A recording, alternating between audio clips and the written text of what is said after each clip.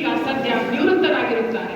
ತಮ್ಮ ವಿಶ್ರಾಂತ ಸಮಯದಲ್ಲಿ ಇವರದೇ ಆದ ನಗರದ ಶುಭೋದಯ ಸೇವಾ ಸಂಸ್ಥೆ ಅಡಿಯಲ್ಲಿ ಅನುಷ್ಠಾನದಲ್ಲಿರುವ ದಾವಣಗೆರೆ ರಕ್ತನಿಧಿ ಕೇಂದ್ರದ ಆಡಳಿತ ನಿರ್ವಹಿಸುತ್ತಿದ್ದಾರೆ.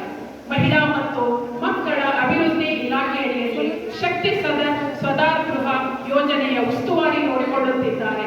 ಸದರಿ ಯೋಜನೆಯು ಕೌಟುಂಬಿಕ ದೌರ್ಜನ್ಯಕ್ಕೆ ಒಳಗಾದ ಮಹಿಳೆಯರಿಗೂ ನಿರಾಶ್ರಿತರಿಗೂ ಇನ್ನೂ ಅನೇಕ ತೊಂದರೆಗಳಲ್ಲಿ ಸಿಲುಕಿರುವ ಮಹಿಳೆಯರಿಗೆ ಉಚಿತ ಊಟ, ವಸತಿ, ಆರೋಗ್ಯ, ವೃತ್ತಿ ತರಬೇತಿ ಇತ್ಯಾದಿಗಳನ್ನು ಕಲ್ಪಿಸುತ್ತಿದ್ದಾರೆ.